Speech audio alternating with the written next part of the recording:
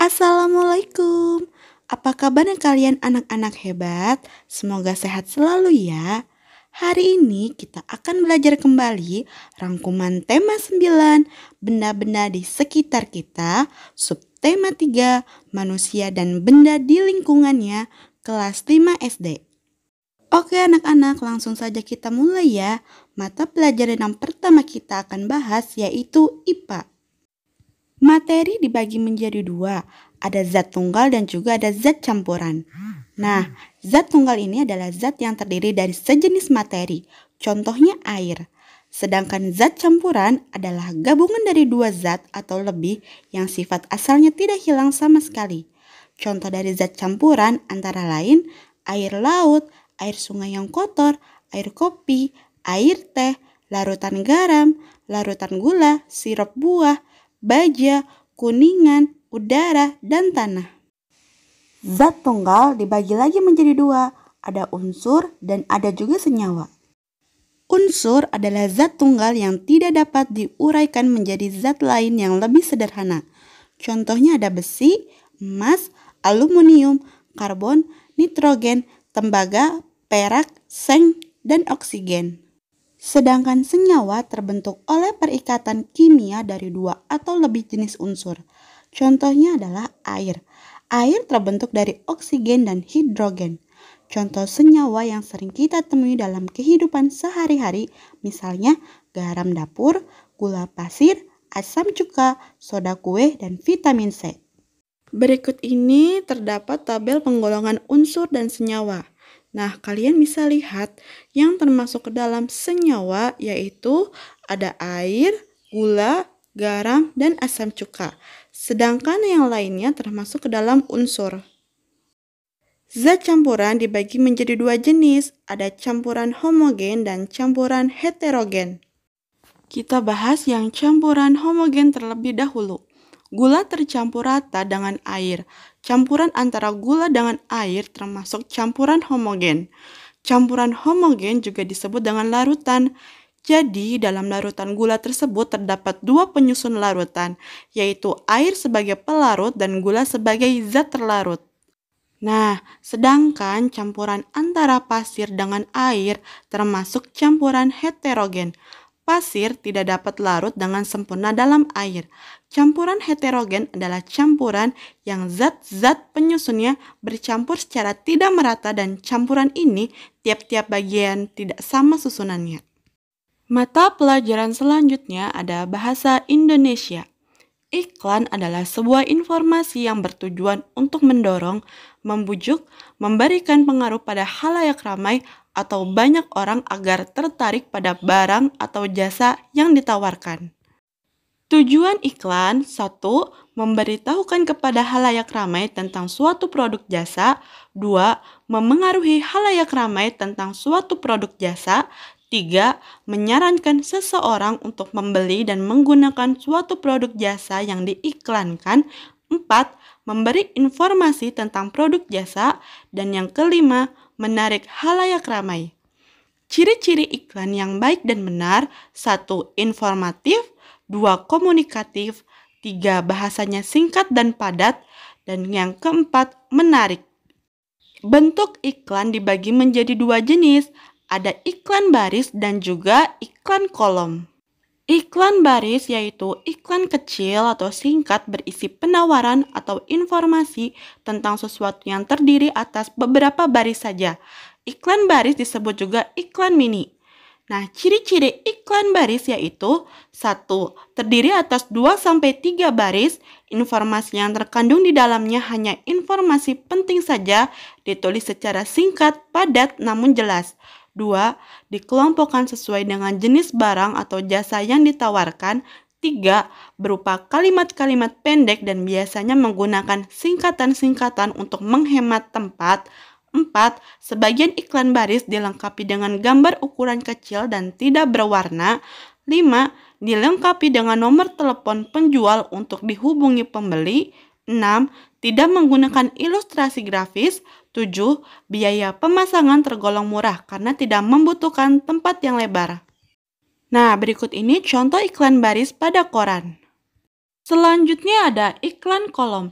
Iklan kolom adalah iklan yang pemuatannya memanfaatkan beberapa bagian kolom dari halaman surat kabar. Ciri-ciri iklan kolom adalah: 1. Terdiri atas ilustrasi atau gambar atau foto atau bagan dan kata-kata. 2. Ukurannya lebih besar daripada iklan baris, bahkan ada yang penuh satu halaman koran. 3. Berisi penawaran, ajakan, dan bujukan untuk membeli produk atau barang yang ditawarkan. Bisa juga berupa iklan pribadi atau keluarga yang berisi misalnya berita pernikahan, berita duka cita, atau ucapan terima kasih. Nah, berikut ini adalah contoh iklan kolom pada koran. Unsur-unsur iklan ada 5: 1. Nama produk, 2. Gambar yang menarik, 3. Kalimat iklan, 4. Keunggulan produk, dan yang terakhir alamat pengiklan.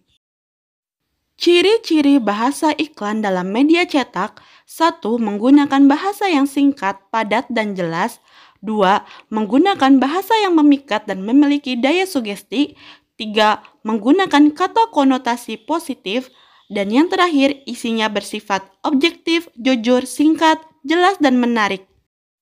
Berdasarkan isinya, iklan dapat dibedakan menjadi 3 jenis, yaitu: 1. Iklan pengumuman atau pemberitahuan.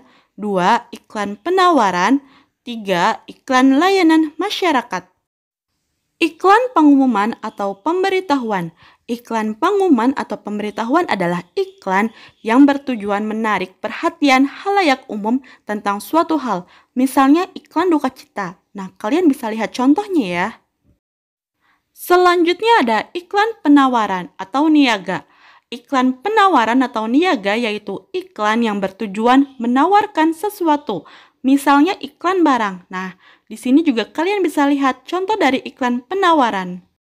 Kemudian ada iklan layanan masyarakat. Iklan layanan masyarakat yaitu iklan yang bertujuan untuk memberikan penerangan tentang suatu hal, misalnya larangan menggunakan narkoba, larangan merokok di tempat umum, dan lain-lain. Nah, kalian bisa lihat contohnya ya.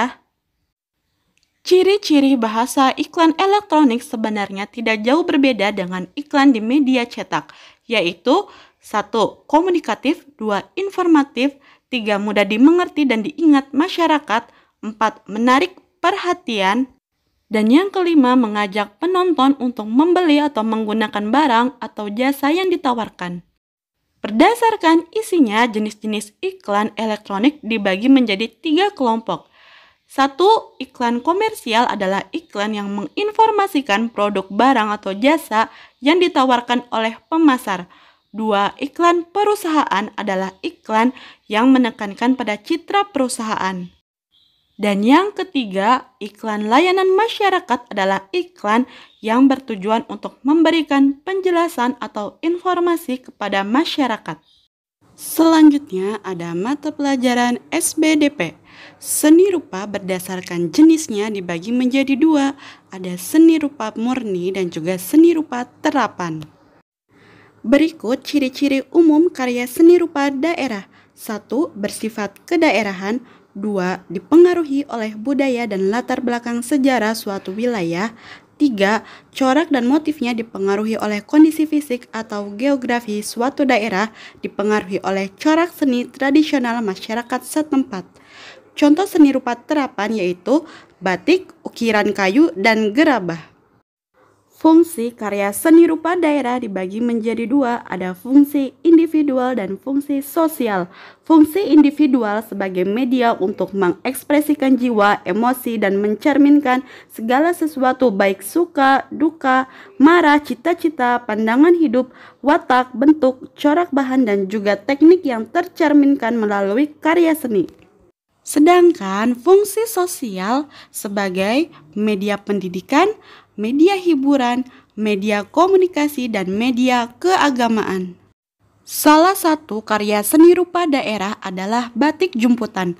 Batik jumputan atau sering disebut juga dengan batik ikat celup adalah kain batik yang menggunakan motif hias jumputan.